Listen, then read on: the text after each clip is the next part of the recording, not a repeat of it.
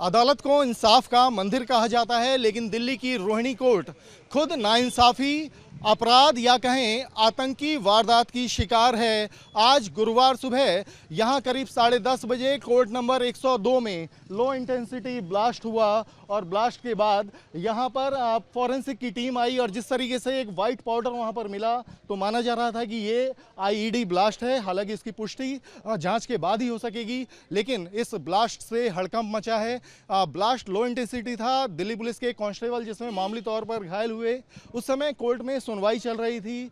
Delhi fire service को जब मौके पे सूचना दी गई तो यहाँ जब पुलिस की टीमें पहुँचती हैं, फॉरेंसिक टीमें पहुँचती हैं, तो यहाँ से घायल कांस्टेबल को बाबा अंबेडकर हॉस्पिटल ले जाया जाता है। और ये रोहिणी कोर्ट में हम आपको बताएं, ठीक 2 महीने पहले गैंगस्टर जितेंद्र मान उर्फ गोगी को दिन दहाड़े बदमाशों ने वकील की ड्रेस में कत्ल किया था। गोगी के ऊपर कोर्ट रूम के अंदर ही ताबड़तोड़ फायरिंग की गई थी और जवाबी कार्रवाई में उन दोनों गैंगस्टर को भी पुलिस ने ढेर कर दिया था। यानी रोहिणी कोर्ट में 3 कत्ल और 3 कत्ल के बाद में दिल्ली पुलिस कमिश्नर यहां पर खुद आए, इसकी सुरक्षा को चाक चौबंद किए जाने का दावा किया और उसके बाद ठीक 2 महीने बाद कोर्ट रूम के अंदर ही ब्लास्ट हो जाता है। और ये साफ हो गया है कि ये एक आतंकी साजिश हो सकती है, जिसकी वजह से इस मामले की जांच में एनआईए, एनएसजी, स्पेशल सेल जैसी बड़ी बड़ी एजेंसियां शामिल हो चुकी हैं। और आप देख सकते हैं कि इस घटना के बाद में इस फर्स्ट फ्लोर पर कोर्ट नंबर 102 में ये 10:30 बजे के करीब ब्लास्ट होता है, जिसके बाद यहाँ एनएसजी, एनआईए, स्पेशल सेल की टीमें जांच कर रही हैं और कोर्ट को कवर कर दिया गया है। जो इन्वेस्टिगेशन है इन एजेंसियों की वो जारी है और इस घटना के बाद में हड़कंप है और कहीं ना कहीं वकीलों में इस बात का गुस्सा भी है कि जिस दिल्ली पुलिस ने रोहिणी कोर्ट की सुरक्षा के दावे किए थे, जब 3 कत्ल होते हैं दिन दहाड़े,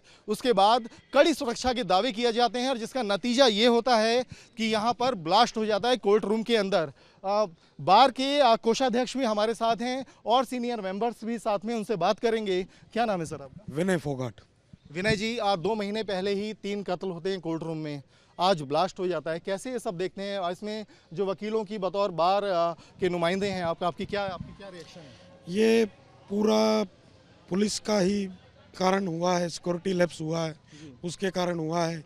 अदरवाइज हमारी वकीलों की भी प्रॉपर चेकिंग होके, बाकायदा कार्ड देख के डिग्गी चेक होती है, हमारी गाड़ियाँ चेक होती है।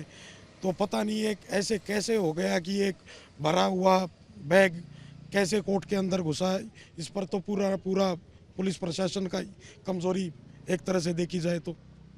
बड़ा सवाल ये भी बनता है कि जब 3 कत्ल हुए कोर्ट रूम में तो बड़े साफ तौर पर कहा गया कि जो बदमाश थे वकीलों की ड्रेस में होने की वजह से अंदर आ गए, लेकिन आज ये कैसे हुआ? फिर आप जब वकील वहाँ पे जांच भी करा रहे हैं एंट्री करते वक्त, अब टिफिन बम या जो लैपटॉप बैग के जरिए जो भी विस्फोटक पहुँचाया गया, आखिर वो कैसे पहुँच गया? देखिए, ये तो आपको प्रशासन ही बता सकता है, इसमें बाहर का तो कुछ होता नहीं। नहीं तो आपकी जो अधिकारियों से बात हुई होगी, पुलिस अधिकारी यहाँ आ रहे हैं, मीटिंग्स चल रही है जजों के लेवल पर, क्या जानकारी आई है? वो ये कह रहे हैं कि हम इन्वेस्टिगेशन कर रहे हैं, उसके बाद ही कोई हम जवाब दे पाएंगे। उससे पहले तो वो कुछ भी कहने के लिए मना कर रहे हैं। कितने बजे की घटना थी? कैसे सूचना मिली? किस तरह का फिर यहाँ पे हड़कंप हमें सुनने में आया? अराउंड 10:30 के अराउंड एक बहुत तेज़ आवाज़ आती है। मैं कोर्ट नंबर 101 में था। एक तेज़ आवाज़ आती है तो बाहर चिल्लाने के आवाज़ लगती है कि फिर से गोली चल गई, फिर से गोली चल गई। बिल्कुल साथ वाली कोर्ट में थे? क्या नाम है आपका? मेरा विभाष। विभाष जी, आप साथ वाली कोर्ट में थे और आपने वो धमाका भी सुना? हाँ, मैंने बहुत तेज़ वो धमाका सुना था। फिर बाहर से बस चिल्लाने की आवाज़ आते हैं कि गोलियाँ चल गई, गोलियाँ चल गई। फिर थोड़ी देर बाद एक बंदा आता है, वो कहता है कि टिफ़िन फट गया है। तो फिर एक न्यूज़ ये आती है कि कोई लैपटॉप ब्लास्ट हुआ है, बट फिर टिल द एंड ये पता चलता है कि एक्सक्लूसिव था और बहुत ही तेज़ ब्लास्ट उसी का हुआ था। और सिक्योरिटी लैब्स है, प्रॉपर तरीके से दिल्ली पुलिस का फेलियर है, ये इनको करना चाहिए। इतनी टाइट सिक्योरिटी के बावजूद भी ये हो रहा है, तो कहीं ना कहीं बहुत बड़ी चूक है। जी बिल्कुल। हाई कोर्ट में जब ब्लास्ट हुआ उससे पहले भी इसी तरीके का एक लो इंटेंसिटी ब्लास्ट हुआ था, जो एक चेतावनी के तौर पर था, जिसके बाद एक बड़ा ब्लास्ट होता है। अब रोहिणी कोर्ट में भी हम सेम देख रहे हैं कि लो इंटेंसिटी ब्लास्ट हुआ। ये जो घटना है इसे वकील कैसे देख रहे हैं? देखिए, सबसे पहले मैं आपको ये बात बोलना चाहता हूँ कि हाई कोर्ट हो या डिस्ट्रिक्ट कोर्ट हो, दिल्ली का हो या कहीं और का भी कोर्ट हो, आप समझिए कोर्ट हमारे संविधान के हिसाब से गवर्नमेंट के 3 ही विंग हैं, लेजिस्लेचर, एग्जीक्यूटिव और जुडिशरी, जो एक डेमोक्रेसी को बचाकर जिंदा बनाकर रखते हैं। कोर्ट उनमें से एक अंग है, एक जुडिशरी एक अंग है, जो डेमोक्रेसी को बचा रही है, और यहाँ पर लोग आके न्याय मांगने आते हैं, न्याय के खिलाफ वो आवाज़ उठा रहे हैं। तो जब यहाँ पर ऐसे इस तरह के अटैक होते हैं, ये बम ब्लास्ट हो रहा है हाई कोर्ट में होता है, या कभी यूपी कहीं इधर उधर की कचहरियों में होता है, ये कोई इसको एक छोटी घटना की तरह हमें देखकर खारिज नहीं कर देना चाहिए। ये एक अटैक है, this is a serious attack on the democracy. Courts are the guardians of democracy, और अगर ये कोर्ट्स की अगर सिक्योरिटी में लैप्स हो रहा है तो this is a attack on the democracy, हमारे देश की डेमोक्रेसी पे अटैक है। अगर इस तरह कोई यहाँ पर एक इंसिडेंस हो रहा है, क्या हो रहा है, आप एक इन्वेस्टिगेशन ऑफिसर को आप डराने की कोशिश कर रहे हैं, आप एक जज को डराने की कोशिश कर रहे हैं कि भाई आप डरिए, आप इस तरह का फैसला मत दीजिए, हम गोली चला देंगे कोर्ट में, या हम बम ब्लास्ट कर देंगे, या कोई न्याय मांगने आता है, आप उसको डराना चाह रहे हैं कि भाई नहीं, आप कहीं भी सुरक्षित नहीं है, हम कोर्ट के अंदर भी कुछ भी कर सकते हैं। तो ये जो एक प्रैक्टिस है, इसको एक सीरियस लैप्स की तरह देखा जाना चाहिए। जितनी भी जाँच एजेंसियाँ हमारी बहुत अच्छा काम कर रही हैं, उनको इस पर एक सीरियस एक्शन लेना चाहिए, इसकी रूट तक जाना चाहिए कि क्या है और क्यों हुआ, और जो भी इसमें संलिप्त जिन भी लोग होंगे उन पर कठोर से कठोर कार्रवाई होनी चाहिए, क्योंकि अल्टीमेटली कोर्ट ही वो इंस्टीट्यूशन है जो डेमोक्रेसी को सेफ गार्ड करेंगे। बड़ी बात कही कि एक तरह की डराने की कोशिश है, जो लोकतंत्र का मंदिर है, जो इंसाफ का मंदिर है, उसी को एक तरह की ये थ्रेट है। योगेश जी, आप इस घटना को कैसे देख रहे हैं? किस तरह की अब कवायदें चल रही हैं ताकि अगली बार से कोर्ट को सुरक्षित किया जा सके? देखिए, ये तो जैसे मेरे कोलीग ने बताया, एक थ्रेट है और बड़ा सेंसिटिव इशू है। कोई भी इस टाइम कोई बोलने के लिए तैयार नहीं है इसके ऊपर, और ये second incident with in 3 months है, सिक्योरिटी टाइट होने के बाद भी। तो अब इससे आगे तो कुछ हम बोलने के लायक नहीं, इससे पुलिस ही बता सकती है अब क्या करेंगे क्या नहीं करेंगे। कोई अभी बार की तरफ से कोई एक्शन प्लान हुआ है? अभी तक तो ऐसा कुछ पता हुआ नहीं, क्योंकि पुलिस ऑफिशियल की तरफ से कोई भी स्टेटमेंट अभी रिलीज नहीं हुई है। जब तक वो नहीं बताएंगे क्या चूक थी, जब तक बाहर क्या एक्शन लेगी उस पर। जब तक बिल्कुल बहुत सेंसिटिव मैटर है। घटना के बाद में जो देश की बड़ी एजेंसियां हैं, एनआईए, एनएसजी, वो मामले की इन्वेस्टिगेशन कर रही हैं। जो डिस्ट्रिक्ट जज हैं, जो हाई कोर्ट जज हैं, वो भी यहाँ मौजूद हैं। दिल्ली पुलिस के वरिष्ठ अधिकारी यहाँ मौजूद है, मीटिंग चल रही है, और फिलहाल सबकी प्राथमिकता ये है कि ये देखा जाए कि आखिर ये ब्लास्ट कैसे, ये विस्फोटक कोर्ट के अंदर पहुंचा, क्या इसके पीछे कोई आतंकी साजिश रही है? ये तमाम सवाल हैं जिनके जवाब आने अभी बाकी हैं। वीडियो जर्नलिस्ट सिद्धार्थ के साथ अवनीश चौधरी, न्यूज नेशन दिल्ली। उत्तराखंड के मुख्यमंत्री पुष्कर सिंह धामी सीडीएस बिपिन रावत के घर पहुंच रहे हैं। आप देख सकते हैं ये सीधा अब अंदर प्रवेश कर रही है। दरअसल सीडीएस बिपिन रावत उत्तराखंड से ताल्लुक़ रखते हैं, जिसको देखते हुए मुख्यमंत्री उनके घर पर उनके परिजनों को सांत्वना संदेश देने आए हैं। इससे पहले भी मुख्यमंत्री कल पूरे दिन जो है उन्होंने विधानसभा में इनको लिए शांति संदेश दिया था, और अब कल अंतिम यात्रा में मुख्यमंत्री शामिल होंगे। सीधे तौर पर कहा जा सकता है उत्तराखंड के मुख्यमंत्री पुष्कर सिंह धामी सीडीएस बिपिन रावत के आवास पर आ पहुंचे हैं।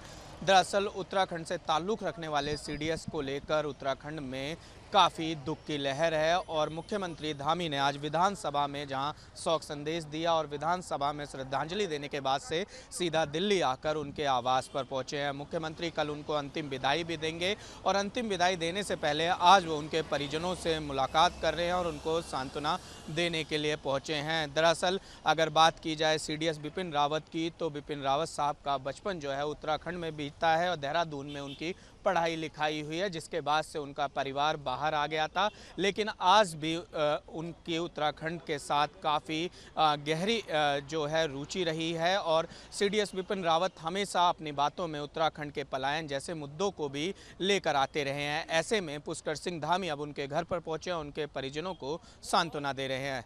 वीडियो जर्नलिस्ट पवन तिवारी के साथ Nishant Rai, News Nation Delhi. Video journalist Pawan Tiwari के साथ निशांत राय, न्यूज स्टेट दिल्ली।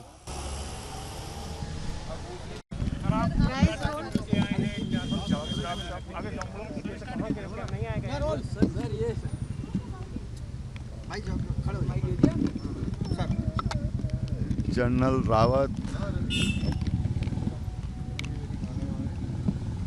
एक असाधारण व्यक्तित्व था उनका। बहुत छोटे से गांव में जन्म लेकर के और वो सेना के सर्वोच्च पद पर, यही नहीं सीडीएस, देश के पहले सीडीएस उनको बनाया गया। जो नियमावली है उसमें भी संशोधन करके उनको ये महत्वपूर्ण जिम्मेदारी दी गई और उन्होंने अपने पदों पर रहते हुए विशेषकर जो उच्च पर्वतीय क्षेत्रों में जो मिशन उन्होंने सफल मिशन उन्होंने किए, उसके लिए उनको हमेशा याद किया जाएगा।